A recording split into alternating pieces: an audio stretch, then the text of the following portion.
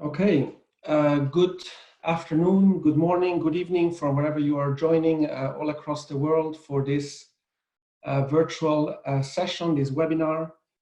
Thank you so much for being with us. My name is Filippo Veglio. On behalf of the WBCSD team, I would like to welcome you warmly to the kickoff of this virtual series, event series that we have set up between April and July. Today's topic being leadership in crisis, the business response to COVID-19, and we'll have the pleasure to hear perspectives, insights, and thoughts from our President and CEO, Peter Backer, a little bit later on today. As I said, a pleasure to be your host, your online moderator today. I'm part of the team and supported by our events and communications team who are all online. I see that we have about 30 participants now and many more joining as the minutes go by at the top of the hour today. Very briefly, as this webinar is also open to non-members and external stakeholders, WBCSD in brief, an association, 25 years in existence, as you can see from our logo, celebrating 25 years in 2020, looking at the role, the opportunity, the responsibility of business of shaping a sustainable development, looking at the leadership agenda around shaping a sustainable future, and doing this with a group of 200 companies headquartered all over the world, from about 20 industry sectors and 40 plus countries taking the headquarter country, united and rallying around the vision that we have laid out for the middle of this century around a world in which 9+ billion people live well and within planetary boundaries. I would like to warmly welcome in particular today the representatives of our member companies. This is the traditional slide we put up to thank and depict the wide variety and mix of members that we have within the World Business Council. Warm welcome to all of you from all across the world, and thank you for your ongoing support. Warm welcome also to our global network partners and other institutional partners who decided to join the session today. WBCSD, this is not going to be a long introduction into WBCSD, just an introduction into our focus areas. Our work program is built around the 6 programs that you see outlined here, guided by the belief in system transformation and guided by the engagement of members and partners in each of these work areas, which span, as you can see, the circularity agenda to the urban infrastructure agenda, to climate and energy, to issues around people, to challenges and opportunities around food and nature, and last and certainly not least, to the challenges around measurement, valuation, and disclosure of companies' performance as they align financial capital with social and natural capital. So wide-ranging work program, 30+ projects in which members and partners are strongly engaged throughout the years and throughout the existence of WBCSD. As I mentioned very briefly, today kicks off our virtual event series today. We all know the circumstances and we are certainly hoping that we find you all healthy, safe, and in good shape, not only you, but also your loved ones, your business partners, your colleagues all across the world. These are certainly unprecedented times, certainly for the last decades of uncertainty and crisis, and we hope this finds you all well. We have decided to move a number of our traditional meetings, including in particular the meeting of Montreux here nearby Geneva, the traditional liaison delegate meeting. We have decided to move it virtually into this series that extends over and beyond a week of meetings, but actually into 4 months. So April, May, June, July are lining up at a minimum 2 sessions a week, what we call sort of featured sessions on the Mondays and on the Wednesday. And then we are lining up a number of work program project meetings that allow members and partners to join and continue to dive into the work program as we traditionally do, and now more than ever doing this virtually. Overall, our hope is to provide you with inspiration, with expertise, and also inject as much exchange as possible. So of course, it's in a different format, virtual only, but extend the idea of a network of people, a network of interest, and a network of aspirations around shaping the sustainable agenda, the sustainable development agenda profitably and inclusively. And I refer you to the web link for a lot more information on the event series that we have lined up over the next 4 months, where the communications and events teams are at your service for any question you may have. And I'll come back to that in terms of lining up the next sessions later on this week. Today's agenda, very straightforward. After a few introductory remarks from my side, I'll hand over to our President and CEO, Peter Backer, who is on the line with the same type of background logo than me, but wearing a suit, so you can easily recognize him there. Peter, welcome to you.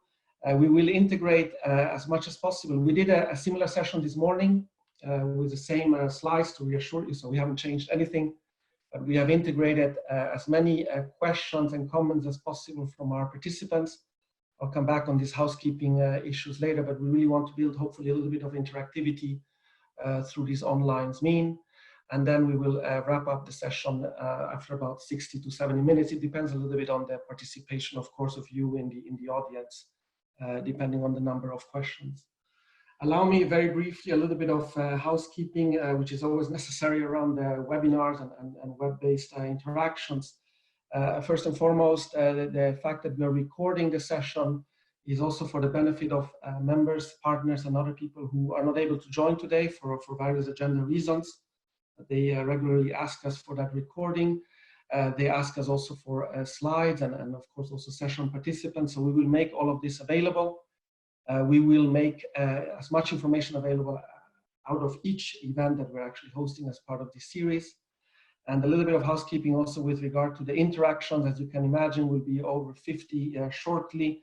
It will be difficult to open up the line for everybody, so we suggest the chat function as sort of the central point for you to dig in with your questions or comments, and to raise your hand is virtually if there is any issue that you would like to raise, of course, at any point. We're monitoring this closely with the team on the line, my colleagues Lara and Zara in particular, and so we will be watching this space closely as Peter Backer goes into the details of his presentation.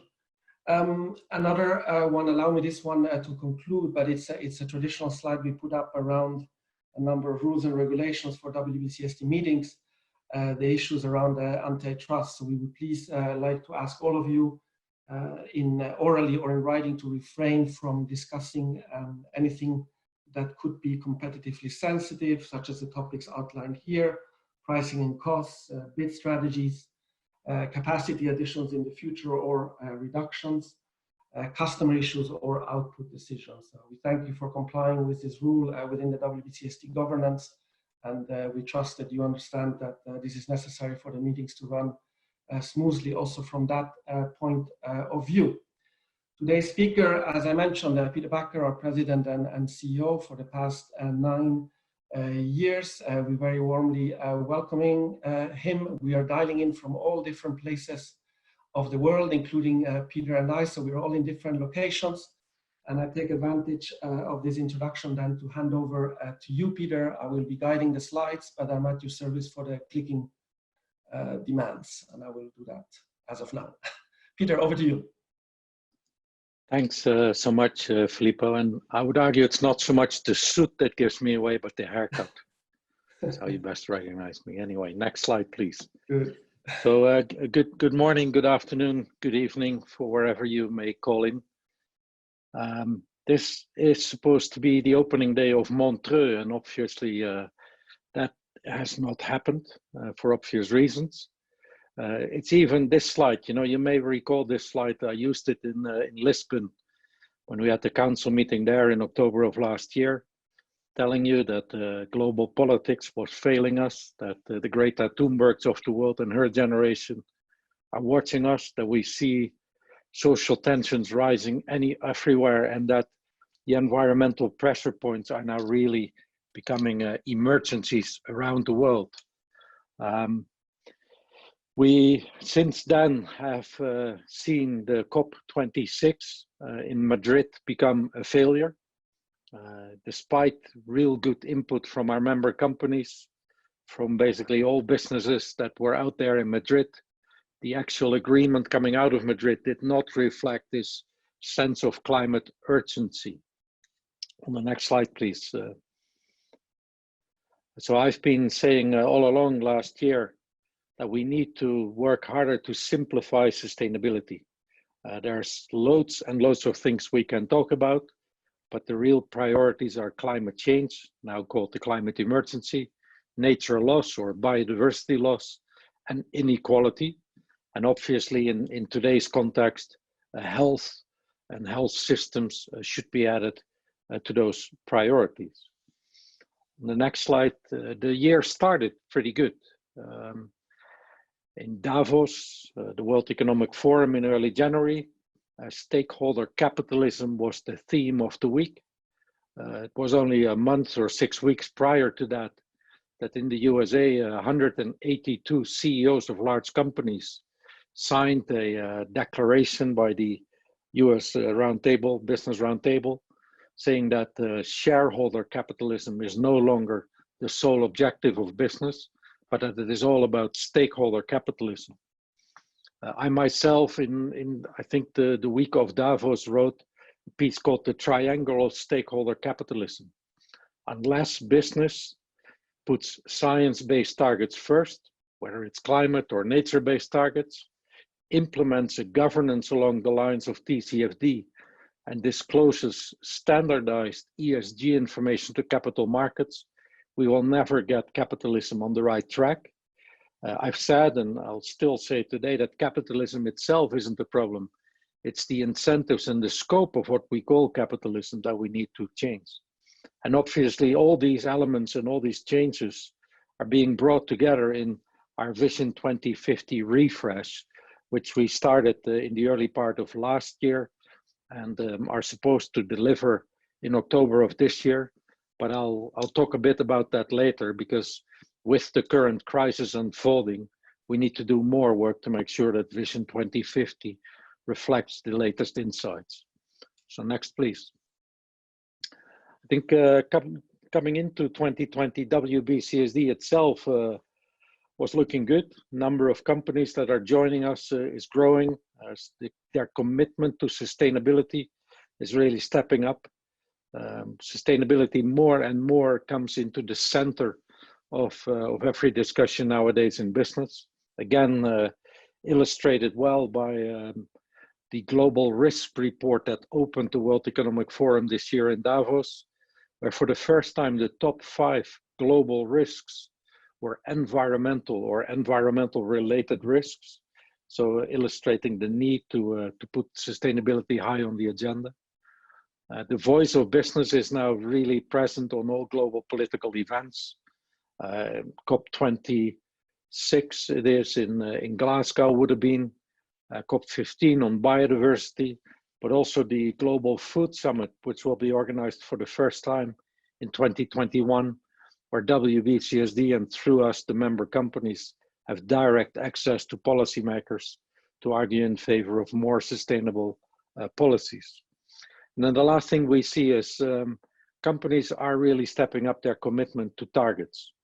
It was last week that Shell committed to net zero by 2050, the 1.5 degree target. BP, the British oil and gas company, did that 4 or 5 weeks prior to that. So we really begin to see companies that in past would have been defensive on these type of targets are really getting onto this and seriously focusing on it. The next slide, please. WBCSD, like I said, having good traction at this point in time in taking new members onto the member list. So to date in 2020, 18 companies have joined, and any of those companies, if you're on the line, I feel very welcome. I look much forward to working with all of you to really push sustainability to the next agenda. Next, please. And then, of course, this happened. COVID-19, or the coronavirus, changed everything. On the next slide, you can see, obviously, it starts with health, you know, your personal health, the health of your family, your friends, and for anyone in business, for all our employees. I think it's critical that we keep ourselves safe, that we adhere to the lockdown or confinement or whatever regulation you find yourself under. But it's also critical and proven critical in the Edelman information that it's companies that help protect their employees. First and foremost, obviously, by creating the opportunity to work from home, but later on, as we move forward again, in how we design the pathways back to the workplaces, where companies really have to take their responsibility.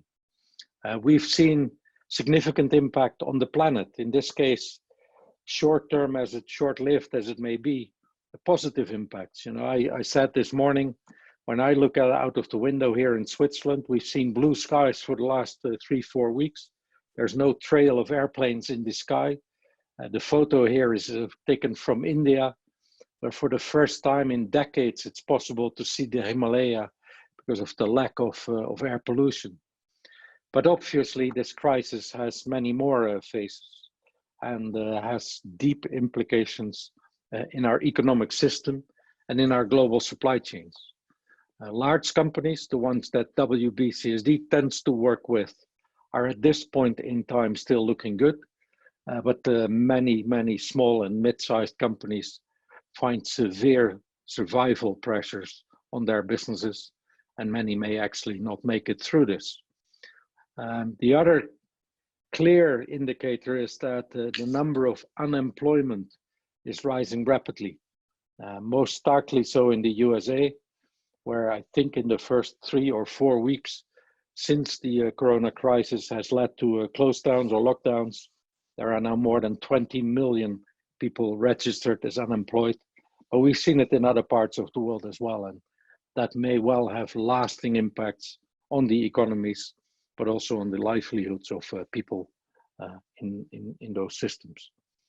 Next, please. The other thing that we've seen is 2020 was supposed to be the super year when it comes to nature, biodiversity, and climate change.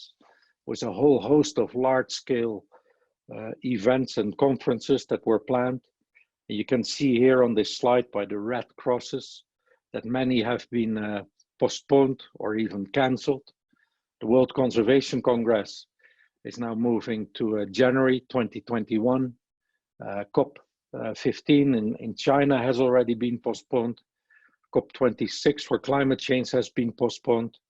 The two events for which no statements have been made yet is the high-level political forum in the UN, and then later in September, the UN General Assembly. But given the situation in New York at this very moment, I cannot believe those events can be held. So either they'll go virtual or also they will move into 2021. We, WBCSD, are planning our council meeting in October in Tokyo. We've agreed with our executive committee to review that in their call in June. So we will continue to gather the intelligence.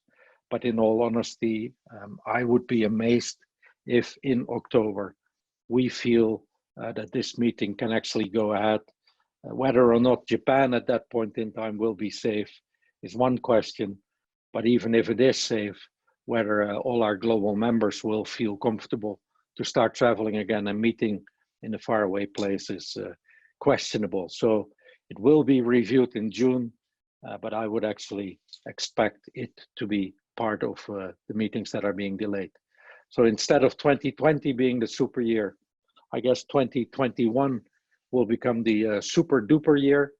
And that is, of course, all under the condition that the coronavirus does not have second waves or even third waves, and that we can actually manage a return to some form of normal in that time frame, which, to be honest, is anybody's guess at this point in time. Next, please.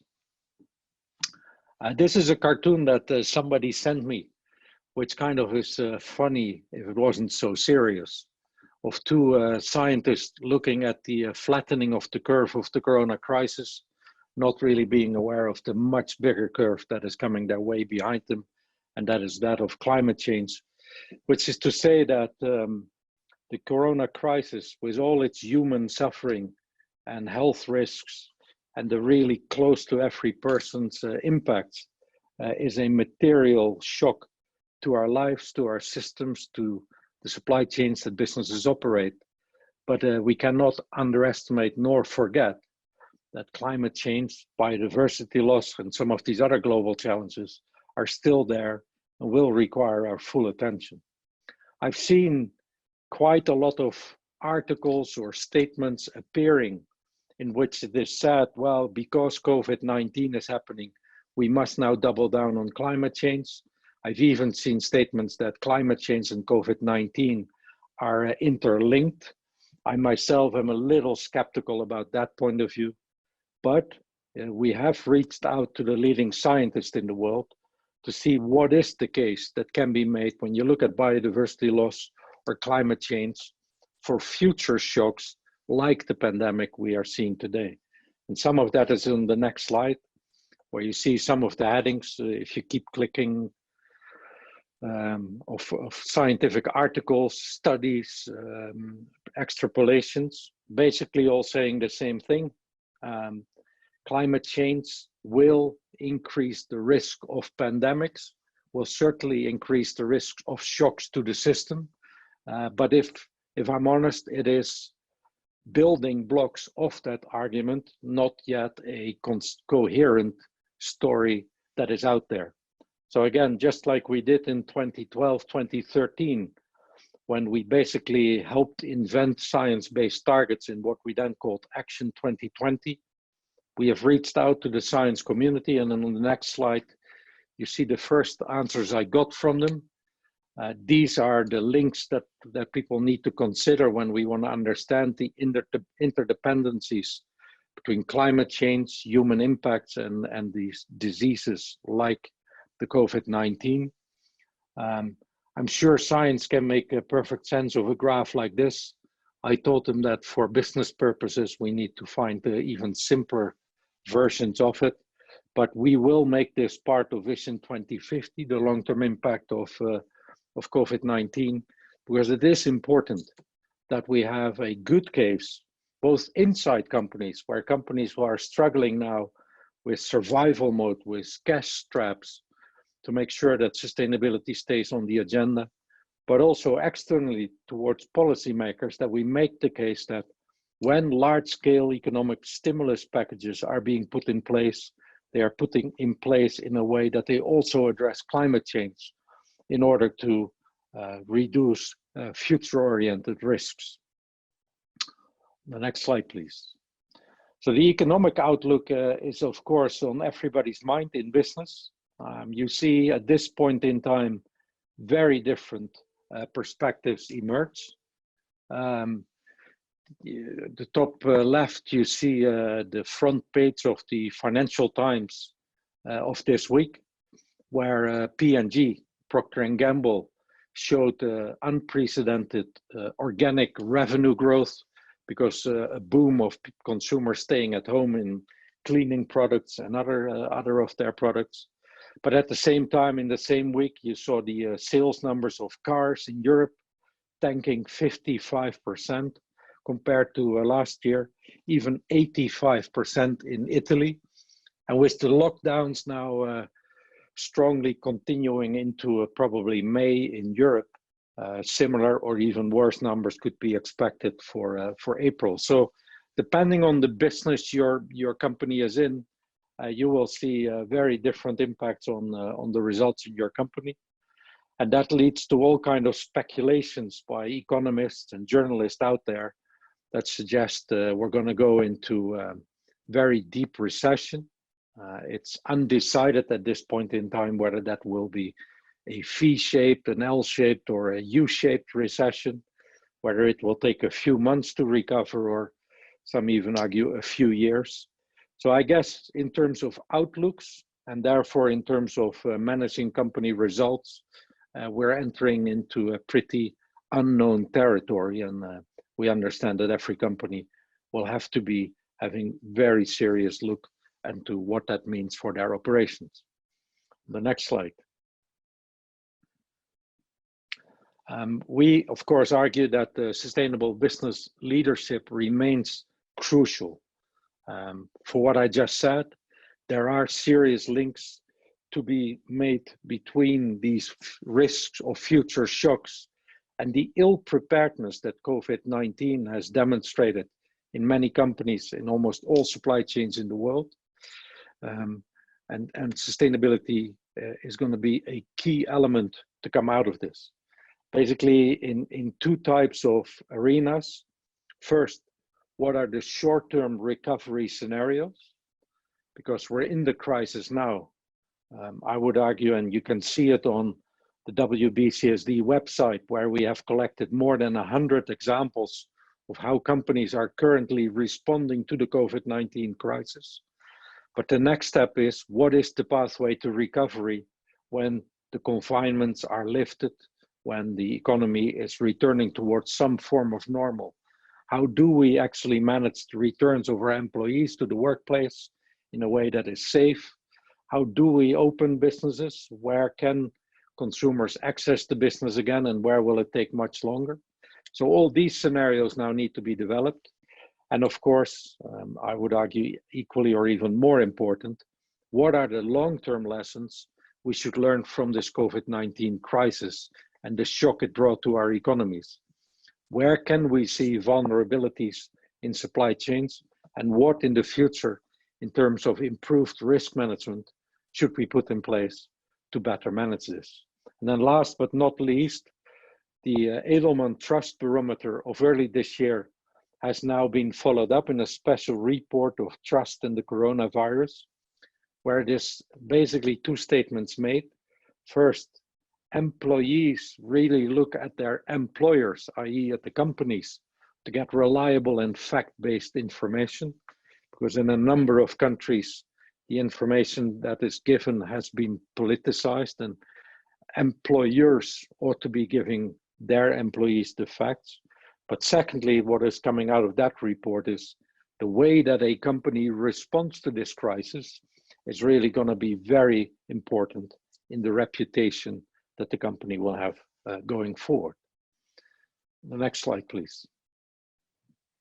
If you look in the capital markets, we have seen very wide swings.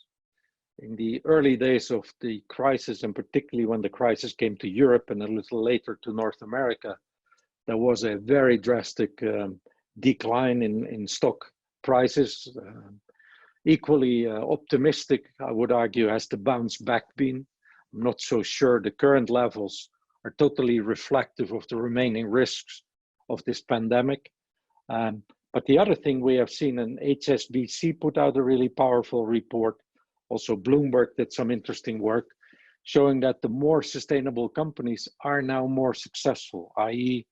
companies that are serious on their ESG disclosures and these ESG performance are outperforming conventional funds. We've done some analysis ourselves. On the next slide, here you see the stocks of our North American members, those of them who are listed on stock exchanges, compared to the indices in the North American market. You can see the dip as a result of the crisis, followed by the recovery.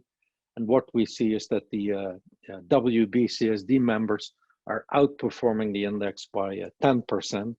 So clearly that further underlines that companies serious about sustainability are better valued even in this particular crisis.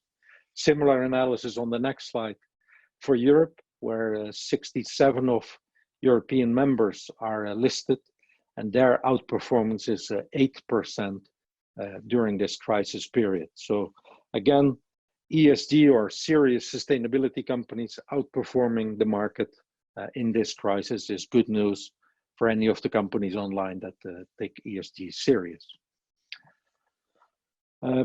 In order to further strengthen this case, we have started conversations with PRI. You may know PRI is the Principles for Responsible Investments, bringing more than 3,000 signatories from the asset management and investment community together around their Principles for Responsible Investment. We will be doing 3 pieces of work with them. First is crisis recovery, looking at the recovery scenarios, but assisting companies in how to communicate these scenarios into the capital markets and the asset players they work with. The second piece of work we want to do together with PRI is having a view on the standardization of ESG data. We see the corporate reporting dialogue continuing to struggle to come with a clear proposal. We have seen the IBC, the International Business Council in the World Economic Forum, coming up with a proposal of 22 ESG standardized KPIs, but it needs more work. And we are hoping that bringing the strong voice of business through WBCSD, together with the strong voice of the investor through PRI, we can really kickstart this standardization and therefore mainstreaming of ESG data into the next year. The third thing we want to do together with PRI is form a view on what would actually be a long-term sustainable financial system, and what can our two organizations with the audiences we represent contribute to that, so that we use this momentum of this crisis to really not only mainstream standardized ESG data, but also push it into a sustainable financial system, i.e. a system where more sustainable businesses will have lower risks, identified clearly by what is happening in COVID today, but lower risk being translated into lower cost of capital and therefore better valuation and capital allocation outcomes. Next slide, please. The COVID crisis itself is not something that will be gone in a few weeks. Depending on who you listen to, this will impact the economy for at least a year, maybe 18 months. So what we have said a few weeks ago, WBCSD needs to put in place a COVID-19 response program. We have by now shaped that into 3 projects: vital supply chains, return to new normal, and long-term impacts. And on the next few slides, I'll go into what each of these projects are.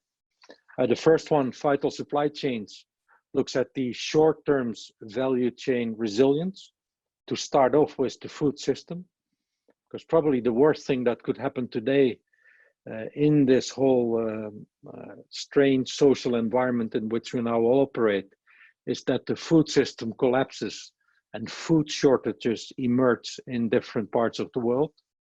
Both, I would argue, in the Western world.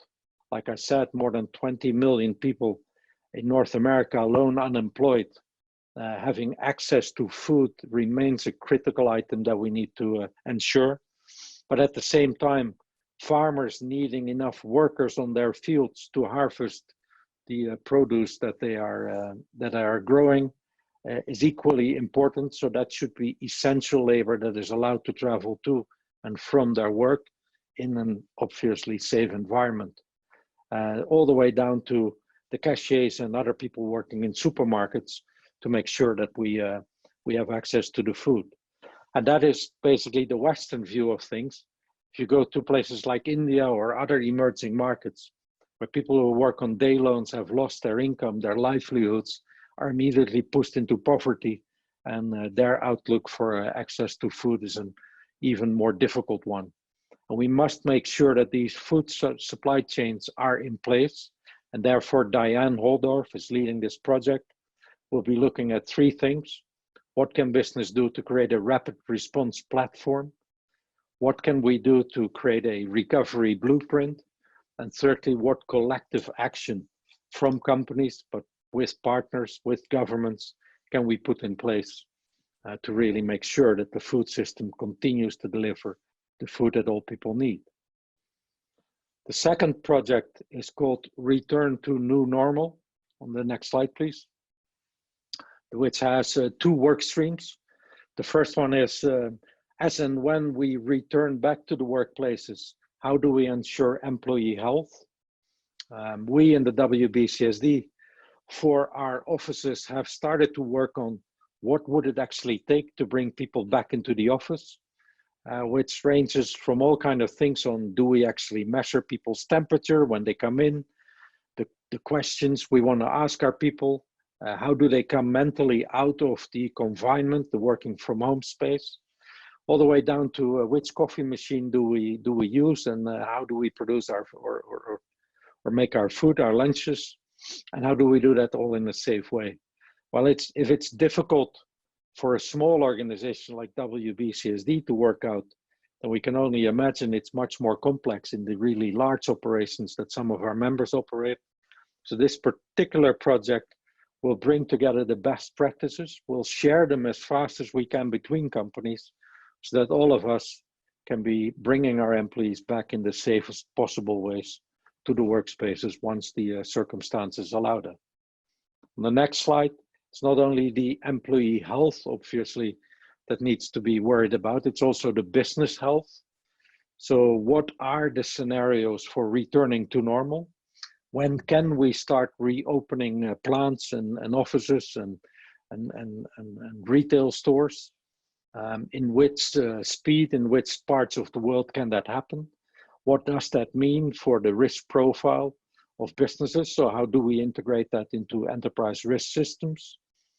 How do we communicate both to the health authorities about any new spikes in infections, as well as which policy incentives in the stimuli packages would best help ensure a smooth return to normal? What does it do to your reputation, and how can companies manage that? How do we actually communicate all of this to the investor base? And again, that's where some of the work with the PRI will come in. So these two work streams have a horizon of, I would guess, 6 to 18 months from now to really understand for all businesses in the world, both from an employee health as from a business health, how do we return to normal? Then on the next project, what are the long-term impacts of this COVID-19 crisis? As I said earlier, somewhere early last year, we started Vision 2050 Refresh, and we will actually use that infrastructure to say what are the lessons we should draw from the COVID-19 pandemic for future shock resilience. So we are preparing a number of briefs there. The first one, which was already underway, what are the macro trends and the disruptors that could shape the next decade? One of the wild cards in that work to date was pandemics, not knowing that COVID-19 was around the corner. But now that COVID-19 is there, we'll upgrade that brief to make sure that we cover what the potential impacts and future outlooks for a pandemic like this could be. The second brief is specifically written around COVID-19. What are the vulnerabilities that COVID-19 has exposed in supply chains, in healthcare systems, in the way that companies and employees are able to respond to a shock like this? The third brief that is coming out is on stakeholder capitalism. And then in particular, how do we see the responses in different parts in the world through the lens of stakeholder capitalism? Because it's great that 182 American CEOs have signed the US Roundtable on stakeholder capitalism, but it is a question on how does that match up with 22 million people now being unemployed a few weeks into the crisis. So what are the lessons to stakeholder capitalism? How do different countries and different organizations, companies included, respond to that? And what lessons can we draw from that? And these three briefs together will inform the real key piece that we need to develop.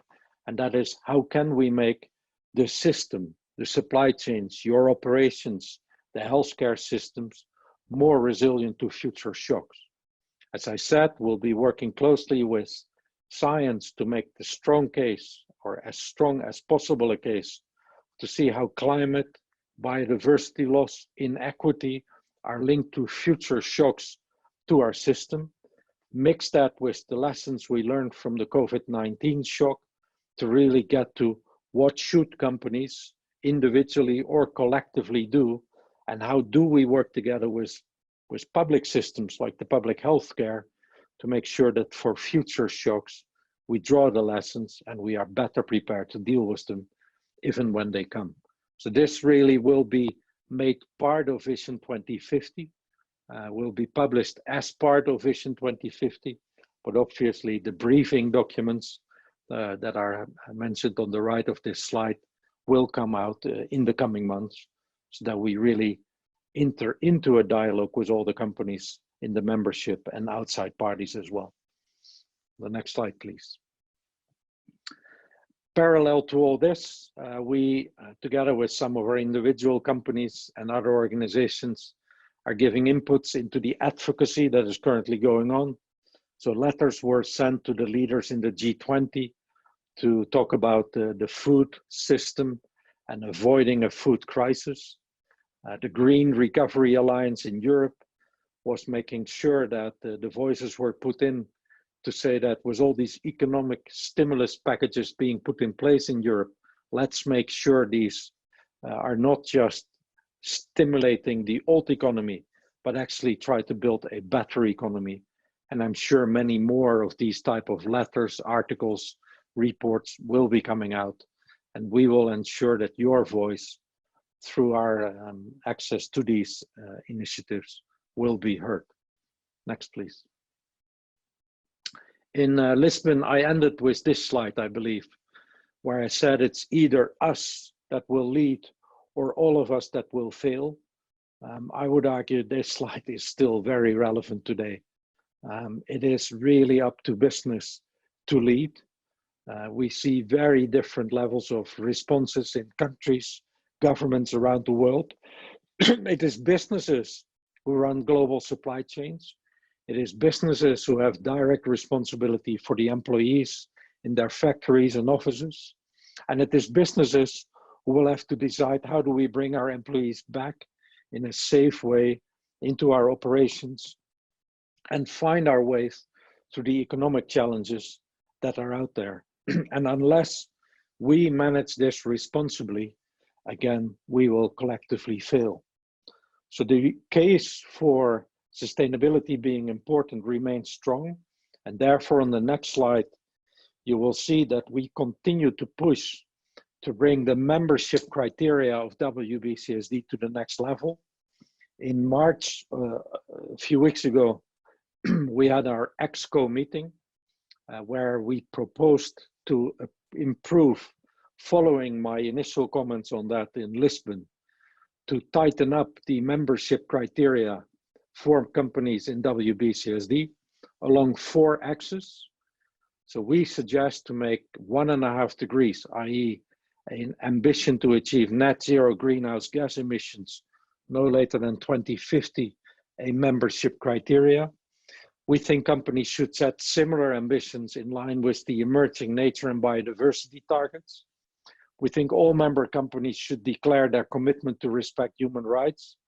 And lastly, but not least, all companies should commit to transparency by adapting the TCFD recommendations, by integrating the COSO guidelines in their ERM, and by working on mainstreaming ESG disclosures. So these 4 buckets were discussed with the EXCO and generally supported by the EXCO. The only request from the EXCO was to add a 5th bucket that talks about diversity, not biodiversity, diversity, in particular gender diversity. So for that, we will formulate an additional membership criteria. What will happen in the next 6 to 8 weeks is we will organize a member consultation in the form of a number of webinars where these membership criteria will be presented and discussed, where we will actively seek the input from companies to say what of these criteria can work and how do we formulate it in a way that they are most meaningful. And then in the June EXCO meeting, the result of that consultation will be brought to the EXCO for them to then decide what the proposed criteria will be, which will then be put to vote of the AGM in October. So that's membership criteria to ensure that WBCSD remains the globally leading platform for business to work on sustainability with criteria that reflect that leading position that we have. Next slide, please. So this is my last slide. You see these climbers are respecting social distancing. Just to state, we are in this together. I think we're all in unprecedented territory. How long, what the pathways to return to normal are at this point in time unknown. But if we work together, if we share the best practices, like in some of these COVID response projects, if we together formulate the case of why sustainability remains a crucial aspect to avoid future risks and to avoid shocks like we are experiencing today, then I think we can collectively contribute a great service to humanity. And I thank you all very much for taking part in the call today, and rely on us, WBCSD, to be your strong supporter in this. Over to you, Filippo. Thank you, Peter, for those insights over 30 minutes or so. Much appreciated. And building on these slides, which, as I remind you, will be shared after the call alongside the recording. I want to remind everybody that there is the chat function through which you can channel your questions, and through which you can also raise any point that you would like Peter to address. We have a first one coming in from Tilina Gunawardana, who asks you, Peter, as a silver lining, do you think, Peter, that the COVID pandemic has reduced the pressure on climate emergency? Yeah, I guess in some ways, yes, in the short term, for sure.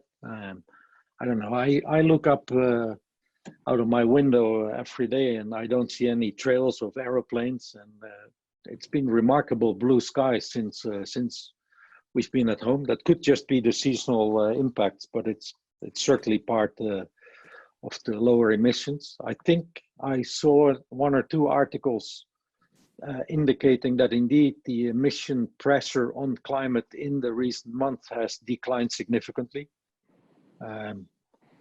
Yeah, the challenge will be, in whatever time frame and whatever speed when we return to normal, and we'll return to putting all the industrial complex and everything that comes with it back on. That will be a very short-lived benefit, unless, and that's why I really want to do some work with the best scientists in the world. Unless we can make a convincing case how shocks like this, and I'm not suggesting COVID-19 is caused by climate change. I don't think that case can be made credibly, but the risk of pandemics and the risk of shocks in the system can clearly be linked to climate change. And the more robust we can make that case, hopefully, the smarter we can make the case that we all return, not to the old normal, but to a new normal that is better. But it is something that will require real input from an organization like ours, but through us from global business leaders like all of you on the line. Thanks, Peter. I don't see any other question coming in, so I take the opportunity to ask you one question here. Some on the line, or many on the line, would maybe be familiar with Peter's line of argument around the so-called CRO function within a company, and in particular integrating it within a board. Peter, would you maybe like to elaborate on this idea of a chief risk officer and the role it could have? I've seen you pick it up in some of your interviews last week, around the importance also of taking that perspective at the highest level in a company. I mean, chief risk officer is a nice phrase. I'm not so sure it needs to be an individual person or an additional board member, but yeah. What is crucially important is, and it basically comes back to what we talked about earlier, the triangle of capitalism.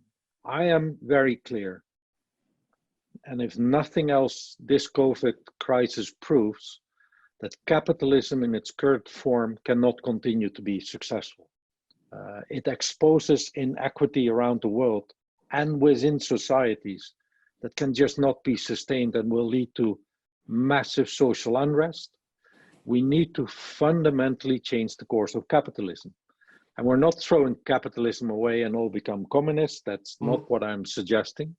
But we need to better incentivize and align capitalism with the big challenges in the world. And that means that we need to integrate environmental and social aspects into what we call better performance. We need to therefore disclose better ESG data, and then capital markets can begin to value that data into their capital allocation and valuation models. And the linking pin between having better data and better valuation models is risk, because that's all basically that valuation models look at. And therefore we need to integrate environmental and social risks into the risk assessment and risk management of companies. So about a year and a half ago, WBCSD has finished work with COSO, the leading enterprise risk management association in the world. And we have published, or COSO has published, but co-developed with WBCSD, the guidelines for integrating environmental and social risk into ERMs, into enterprise risk management systems. So the work has been done, the guidelines are available. I would now argue every company in the WBCSD membership for sure, because I can talk to you, but every major business in the world has to integrate this environmental and social aspects into their ERMs. If we do that, then we will have much better visibility of what are potential future shocks from non-financial elements. I think we'll learn a lot from this COVID. To be honest, 3 months ago, if you would have interviewed me on ESG, I would have said climate, biodiversity, inequity. Today, I would probably add to that the health aspects of your employees, but also the healthcare systems and its resilience for that. So I think companies will very quickly now see the need, and if they really want to be more resilient for future shocks, will want to integrate ESG into their ERM, into their risk systems. And the best way to talk about it is, well, we all need a chief risk officer, because he or she will then have the responsibility in your company to do that.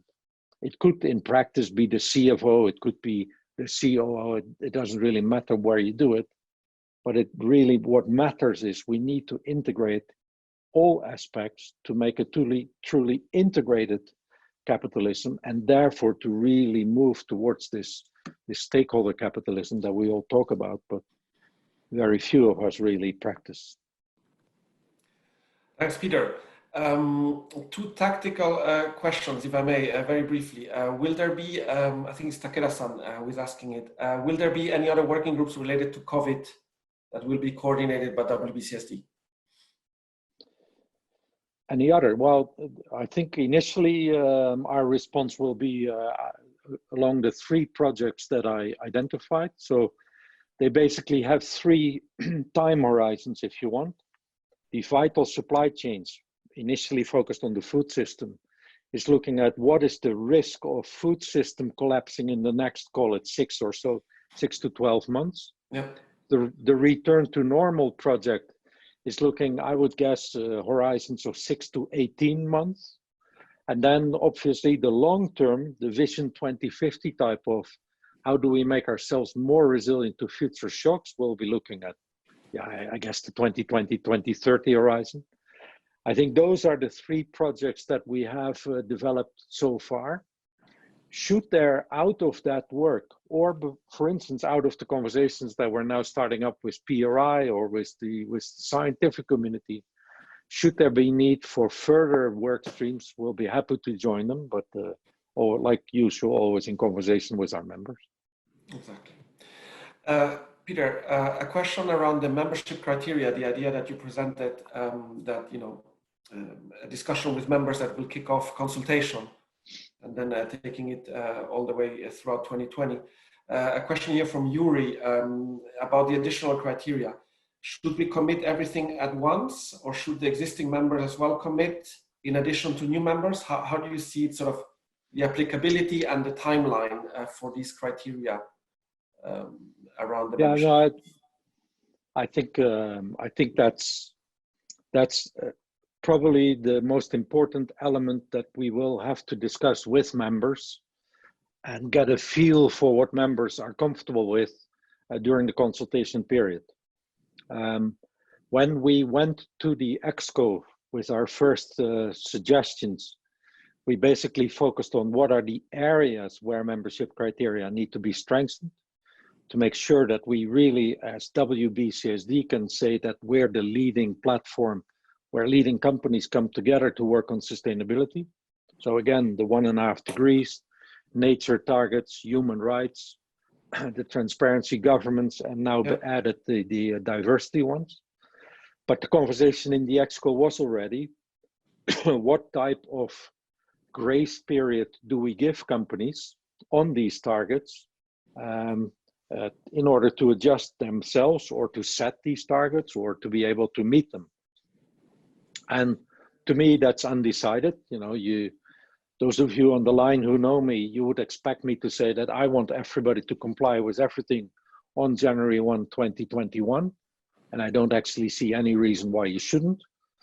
But there's always much smarter people around me who say, well, Peter, there's maybe good reasons to give people a bit more time. Whether that's going to be 1 year, 2 years, or something else, that's really where I will be seeking your inputs during the consultation. Those inputs are important and will truly be listened to. And then we will package those, present an overview of member responses in the June EXCO meeting. And then we will take a view on where is the consensus, what do people think is possible and not. But again, I think this is a bit of a shifting platform, if I'm honest. A year ago, I would have said, coming out with the request for 1.5 degree compliance, i.e. net zero greenhouse gas emissions by no later than 2050. That is quite an ambitious ask for members. But again, if I now see that BP and Shell, two of the oil majors, have already committed to this, I see not that much reason why we should not ask that from all our members. But again, it's not me dictating anything. That's not how WBCSD works. It's really us proposing things into this consultation period that you can then all respond to. Thank you, Peter, and look out for information by our Managing Director for Member Relations, Federico Merlo, who is managing the process and the consultation on these important questions around the criteria for membership. Thank you, Peter. A question here from Mirjana to you. Everyone, I'm paraphrasing, and so everybody's saying, this is a huge, this COVID pandemic is a huge opportunity also for really transforming society overall, the approach to living, to lead it onto a more sustainable path. But who should lead that transformation, given that business cannot do it on its own? And it's probably good to have that slide still up on collective leadership. What are your views on the leadership side there about this transformation in society? Yeah, I think I did an interview, a podcast it was, but an interview online last week. And the interviewer asked me the question, Peter, you're no doubt one of those people who say that we should use COVID-19 and come back to a better world and change everything as a result of it. Do you really think that is going to happen? Or is that just a sustainability elitist view of the world? And I thought about it, it kind of resonated with me, because if you're one of 22 million Americans who have lost their job, I'm pretty sure you couldn't give a hoot about climate change. You just want your income and your livelihood back to be able to take care of your families and whatever else you do in your lives. So I agree that unless we use the return to normal to create a truly better focus, beginning with how do we actually apply those economic stimulus packages, we will miss a massive opportunity to do better. But I do think we have to be pretty honest with ourselves that the first and foremost answer is we need to make sure that people remain safe and healthy, and that where people have lost their jobs, we actually find ways to get them back into the economy as soon as possible. And that is, I think, the initial priority. I think Europe is, in that point of view, doing a much better job, where job losses in many of the countries are much reduced, because many of the companies continue to employ the people, and governments are supporting them with reduced labor time type of subsidies. I think that is a better model to manage. I think in Asia, we see different models emerge. Of course, Asia has, in many countries, shown to have a much better response from governments on the initial outbreaks, meaning that the containment of the virus has been better managed. As a result of it, you see some of the major economies in Asia now return to normal weeks, if not months, ahead of Europe and North America. And very important lessons will be learned there on what does and does not work. So again, I would encourage also our Asian member companies to really take part in some of our COVID response projects, so that we can learn the lessons from what is working in Asia, and what can Europe or North American companies learn from that, and which mistakes should we not copy, and which efforts can we copy.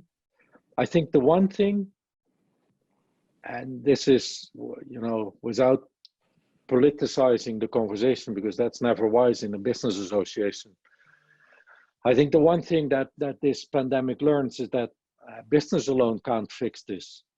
Government alone can't fix it either.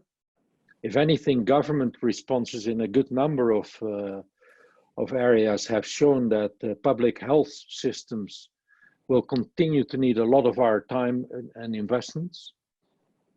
But you also see that unless business is able to do what business does best, which is respond very fast, and whether it is, you know, emergency assembly lines for ventilators, or testing kits, or I'm sure there's enormous amounts of efforts going on in trying to find a vaccine for COVID-19.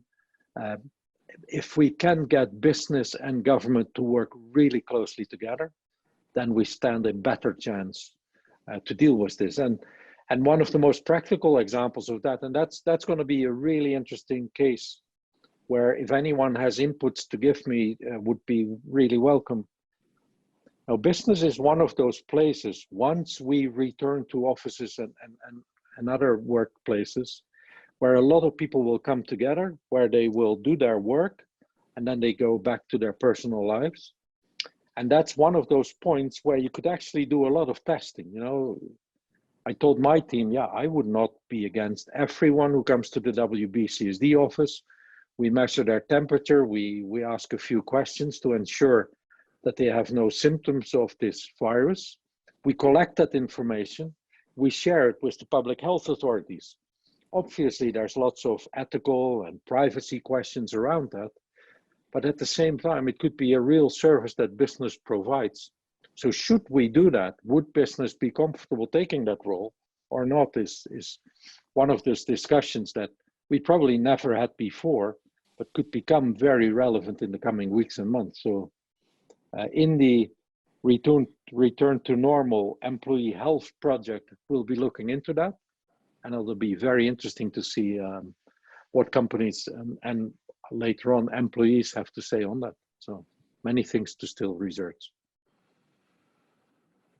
Thank you, Peter. Let me look. There's a couple more things that came in on the chat. Just give me a second. Prem Bajaj was saying there's an opportunity to look at social impact funds. There seems to be potential of at least $1 trillion to be invested. Seems there are concerns on the utilization of funds in developing markets. So this is the whole area of impact investing. Do you have any thoughts around it? Linking it back to finance, the role of finance as an enabler, sustainable finance, Peter? No, I think impact funds are always critical in times of fast changing platforms, because my attitude normally is, which I'm not saying is the right attitude, but that's That's who I am. I think the best results are obtained when we fundamentally change the economic systems, i.e. the evaluation of stakeholder capitalism, what it stands for, and how in practice companies or countries respond to these big shocks is going to be a set of lessons that we all need to draw, because somehow for me, having 182 US CEOs say that stakeholder capitalism is the model, and 4 weeks into the crisis, 22 million Americans being unemployed does not match up as the right response from a stakeholder capitalism point of view, which, by the way, may not be the right evaluation of that. But I think we have big lessons to learn. The problem with these type of lessons is it takes a while before you learn them, and then an even longer while before you change them into the economic system. And that gap is where social impact type of funds can play a role. Certainly in the developing markets where, you know, like I already said, anyone who's on a day loan finds himself out of a job is immediately in poverty, and his family is at risk, and their personal health is at risk. That's where these type of funds can really step up and step in. So I would be interesting to learn more about it and to see what we can do to support that type of development. Thanks, Peter. Moving on to a question by Amélie Rouvin, who, bringing it back to your slide about the advocacy we have around COVID-19, trying to influence also the road ahead in terms of this transformation of society. How is it going to be shaped according to what norms and you know, this idea in the EU of a Green Deal?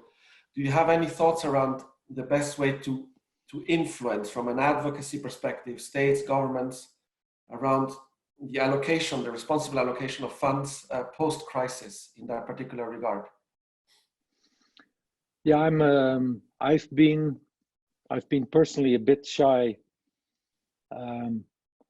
to be too loud a voice in the initial economic stimuli packages, because they were really there to stem very short-term drop-offs in income for people, or survival of businesses, small and mid-sized businesses. And I don't think that was the right time for us to have big voices on, oh, let's make sure these are now green investments or impact investments. Yeah. But what my anticipation is, given that the return to normal is not going to be a matter of weeks, depending on which expert you listen to, but we may well be seeing 12 to 18, or some people even argue more, months before we lose the social distancing, the need to test. Yeah. It could well be until we have a vaccine that we fundamentally will be in a different way of working, in shifts, in bigger distances from each other, in not having massive festivals or meetings or sports events, whatever it all may be. And the impacts of that will be felt for quite a long time. I think therefore the stimuli packages that we are designing to cover for that much longer horizon, that's where we need to have bigger voice on how do we implement those in a way that they actually begin to build a better society. I think for me, and aligned with what WBCSD's purpose is, it's crucial that we get this link between science and the risk for shocks and pandemics much clearer. Because the more convincing we can say, hey, government, unless we invest in greener or less nature or a better social system, we're not going to be ready to deal with these shocks in the future, and we're basically wasting our money to just short-term fixes. Unless that case is really firm, we have, other than maybe sentimental, emotional arguments, not the arguments that I think will fundamentally shift the conversation. So I'm really looking into this Vision 2050 work to bring us those arguments, to then agree that with membership on a broad scale, because WBCSD giving an interview here and there is interesting, but it really then has to become the language that global business leaders across our membership will adopt. And then I think we will be very influential, because at the end of the day, today, it's the healthcare workers who are the front line of the response to COVID. Tomorrow, it will be business leaders at the front line. Because once we have the health aspect under, hopefully, control, then it will be really shifting to how do we keep people safe in where they meet. And in many cases, that will be inside businesses.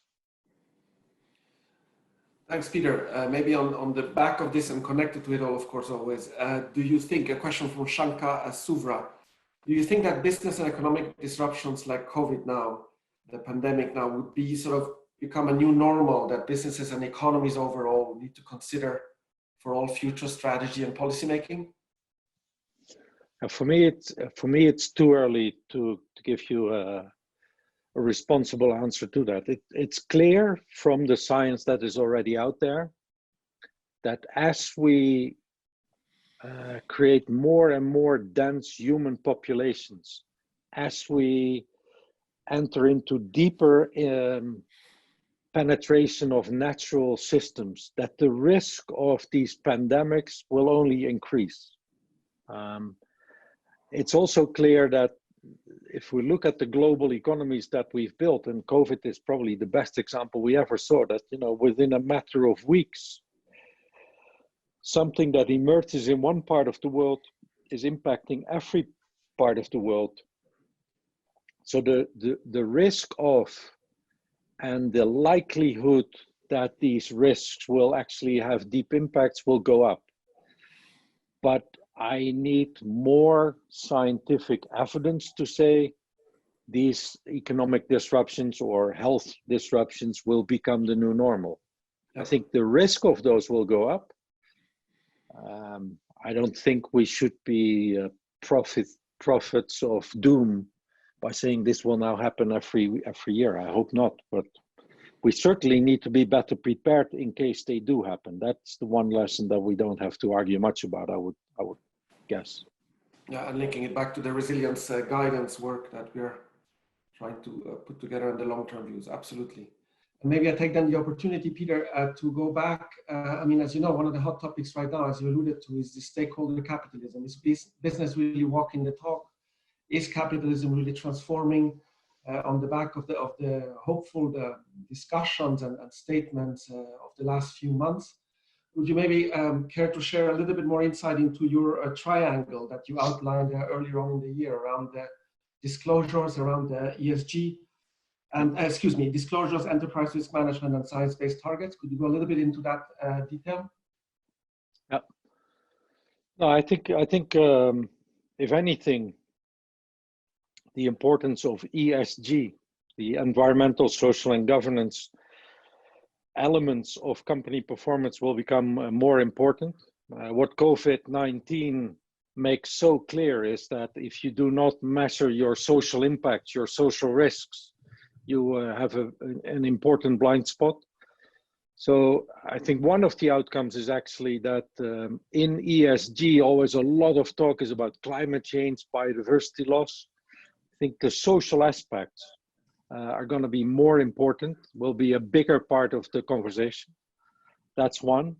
I think secondly, it's now really time for all businesses to integrate the environmental and social and governance aspects into their risk assessments. So I've heard a couple of times people now talk about, do businesses not actually all need chief risk officers? And not in the traditional sense that you need to manage your balance sheet and the financial exposures that companies have, but those exposures that are environmental or externalized, as it's sometimes called, should be included into the risk assessment and risk management of companies in similar ways. And then obviously, that needs to lead into a better informed conversation with capital markets, with investors or financiers, because those companies that better manage these risks by first assessing them better and then knowing how to respond or prepare themselves in their responses should attract a lower cost of capital, which is the ultimate goal of what sustainability is trying to achieve and what will get sustainable solutions to scale. So I think that conversation is becoming more important.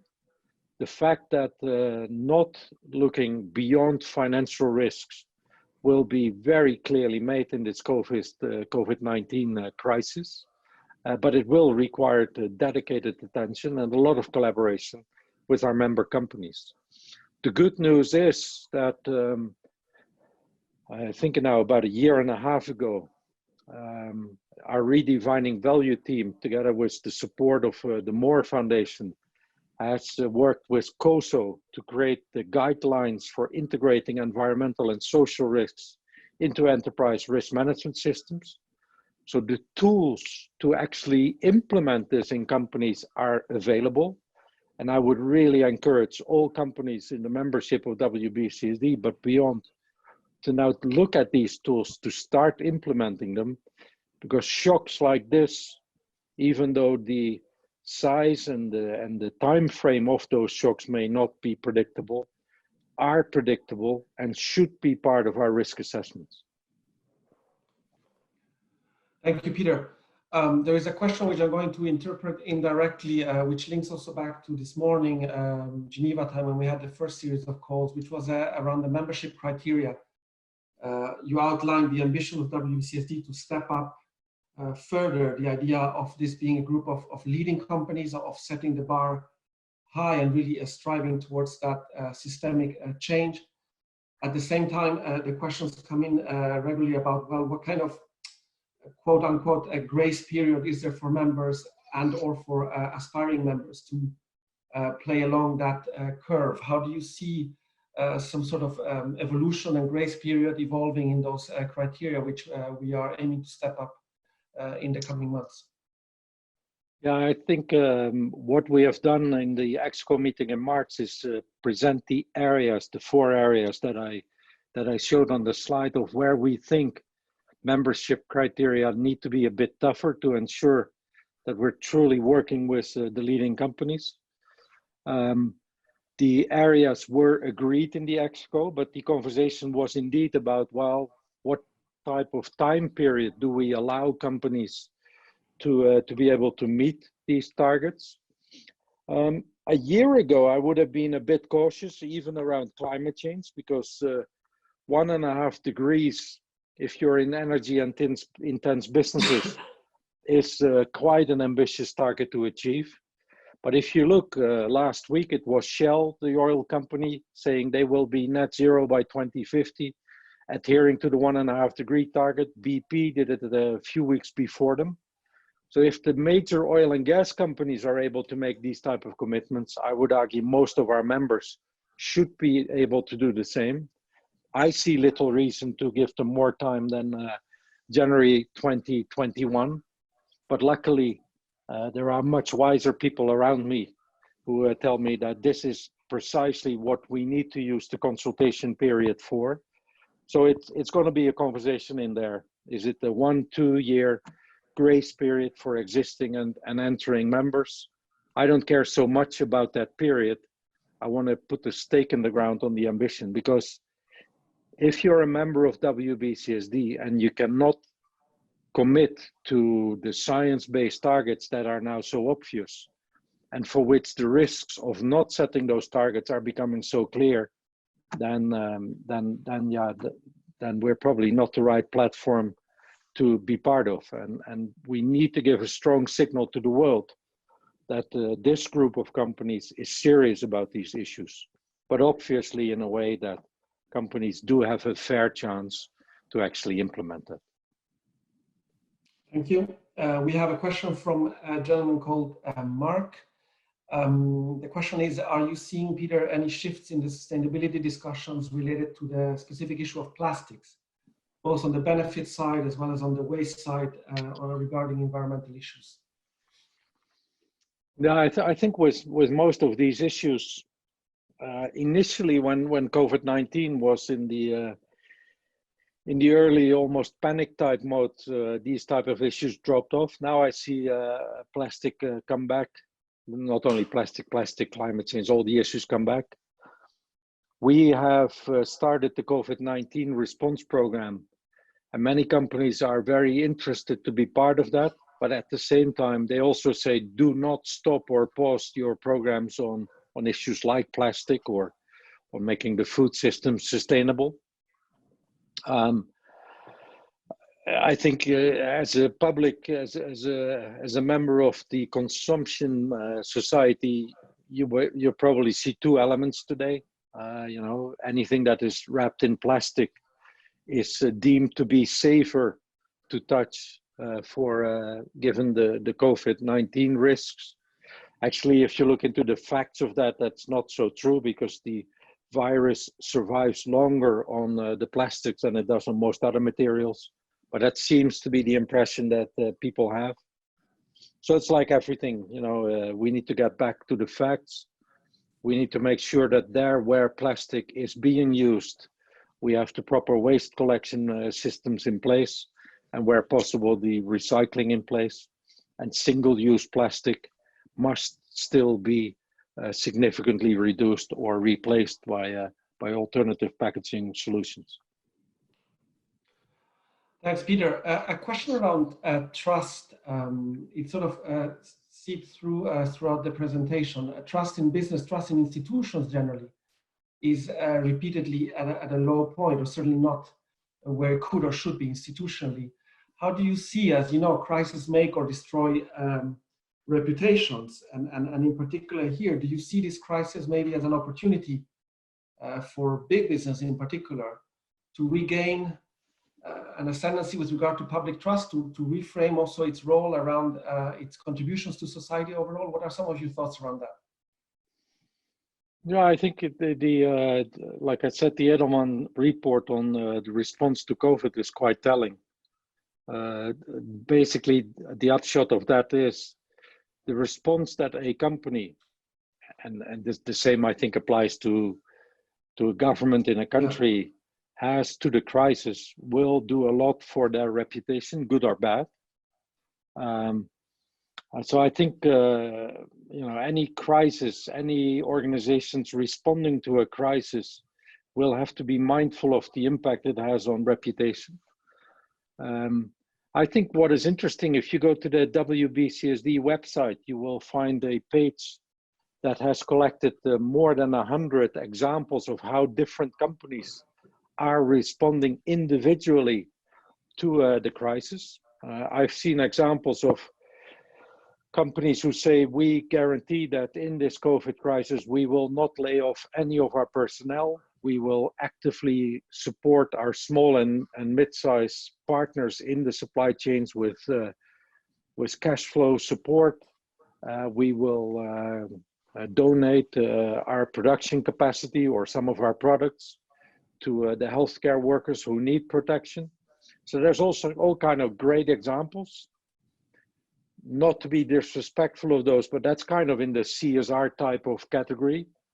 I think the real test will be, how do we over the long run deal with, in particular, first and foremost, our employees? Are we able to secure their safe return to the workplaces once authorities allow that to happen?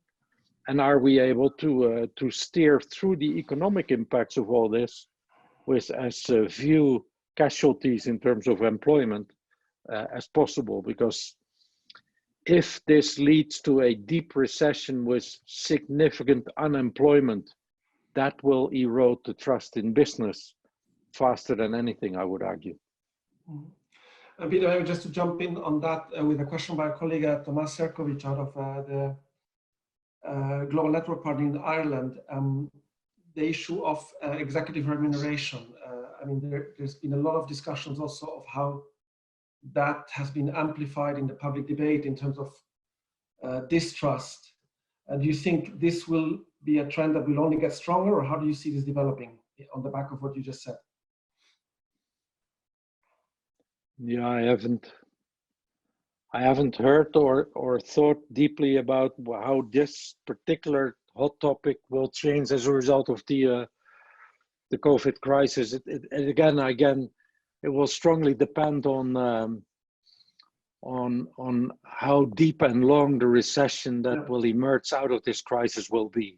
If this is going to lead to a long trend of unemployment, where bonuses and salaries of the top individuals in companies will be untouched, then that will be a very negative impact on the trust in the institution of business. If companies are able, in collaboration with governments, to retain the employees on the payroll, to get reduced work time subsidies to ensure that the economic impacts at business level are manageable from governments, then actually I don't think it's necessarily going to change that debate much. Mm-hmm. And obviously, different parts of the world, you'll see very different reactions to this. It's traditionally been very different conversation in North America from Europe, and I think that those type of differences will remain. I saw an example yesterday, KLM, the Dutch airline, where on the AGM, I think it was, I don't know if it was the salary or the bonus of the CEO was up for vote to be significantly enhanced. And under force of the public opinion in the Netherlands, given the required stimulus support that airlines are expected to need to survive, that has now been taken off the AGM because in the current public environment, that would never be accepted. So I think it will remain a hot topic, and I would advise all company leaders to be incredibly moderate in their desire to improve their own situations, because it's just the wrong time to do things like this. Thank you, Peter. An interesting question from our colleague Lina Wiles. Do you think the situation requires a new or different leadership styles in terms of navigating through the current pandemic into a more sustainable future? And do you see any changes in leadership styles and needs with regard to the current situation? Clearly, I mean, I think underlying everything, if you read my triangle for stakeholder capitalism, what you will see is we need to move away from capitalism, i.e. an economic model that only puts financial performance at the heart of its success definition. We need to do much more to integrate the environmental and the social risks and social performance of a business. And therefore, the leadership of companies need to understand much more than just how to optimize the cash flow forecast and the balance sheet ratios that we traditionally have been managing in business. So I think you need to get more integrated management skills. You need to therefore educate your leaders in different ways. And I see, and I've already been in touch with a number of the business schools, that the required change of MBA programs, the main source of leadership in companies, is now accelerating. So some of the schools have approached us to accelerate the change in their curriculum, to rather than having sustainability on the fringes of their shareholder model centric curricula, to really integrate it much deeper into their curriculums, to understand the social and environmental risks better, and to therefore prepare leaders in a different way. I think the reality is that, let's say the coming 6 to 12 months, companies will be forced to pretty tough focus on cash and cash management, because the drop-off in demand in some of these businesses have been quite drastic. So in some cases, companies will need to work on survival, but we need to make sure that they balance this with not letting go of the sustainability aspects, because letting go of those aspects will only increase their risks to future shocks. And I think that's where the work that we're trying to do in some of these COVID response programs, in the work that we're setting up together with PRI, should really provide tools to all businesses to be part of this balancing act that they will have to need to perform. Okay, great. Linking directly to the COVID-19 response project, there's a question from Natalie, who asks, is there a way for government and/or non-governmental organization partners to support or to engage with us around the topics, in particular on future preparedness planning, food security, and supply chain sustainability? What kind of call would you like to make to them? No, I think all three of our projects, the vital supply chains that looks at the short-term food system collapse risks, the recovery scenarios that we are building both for business recovery as well as employee health, as well as for the future shock preparedness, are open to partners. We have been able to secure David Nabarro, who is currently Special Envoy for the World Health Organization on COVID-19, as a special advisor to the COVID-19 response programs. So through David, we have direct access to the best knowledge that the World Health Organization is able to gather around the COVID-19 and the COVID-19 recovery pathways. But any partner, any NGO that says we have a role to play, information to add, or a need to be part of this, please reach out to us. And we'll be happy to facilitate you being part of the conversation and hopefully part of the solution. Thanks, Peter. I am not seeing any, I'm looking at three screens at the same time, but I'm not seeing any new questions coming in. Maybe let's give it a few more seconds. If you had a concluding message, a key message for this audience, whom we thank again for having been with us today, what would it be sort of your key message at the end of these two calls, and how do we want to take this forward? Maybe some thoughts from your side, Peter. No, I think this is. I assume many of the people on the call today are either in the sustainability areas of their business or very interested in those areas. I think this is a clear wake-up call for business, for governments, that the economic systems that we have been building are putting us at very connected risks, that if they spin out of control, like COVID-19 is now demonstrating, have very serious implications, not just for the economic GDP numbers, but for individual lives of people. I think it's therefore more important than ever that we get the environmental and the social risks, which sustainability is trying to address, integrated into the decision-making inside companies, inside governments, and inside the capital markets. And if we, through working together, can do that, and whether that's through the risk assessment, the ESG data, or on the actual solutions on how do we future-proof and shock-proof supply chains that we have, then we can really contribute massively to where the next step of human civilization needs to be. Somebody once said that you should never waste a crisis. I'm not saying I was waiting or hoping for this crisis, given the very severe human toll that this is bringing on all of us. But since the crisis is here, we have a collective responsibility. And certainly we at WBCSD feel a very strong responsibility to be part of the solution, to make the lessons that we can draw from this now really core and central into the future of business. And for all members on the line, you know, I'm sorry for bombarding you over the last few weeks with updates on this, with requests to be part of COVID-19 response. I really urge you to be part of this, because COVID-19 is not something that in 2 months from now will be behind us. We will carry this with us for at least 18 months, if not multiple years, until a vaccine is available. And we must, as business, do two things: share the lessons we learn as fast as we can across all businesses that play. WBCSD is an excellent platform to do that, but also to bring what business does best to the world, which is really adapt and respond to this crisis in the fastest and best possible way. And if we can do that collectively, and if we, WBCSD, can be of any help, then please come and join us, be part of this, and really let's make,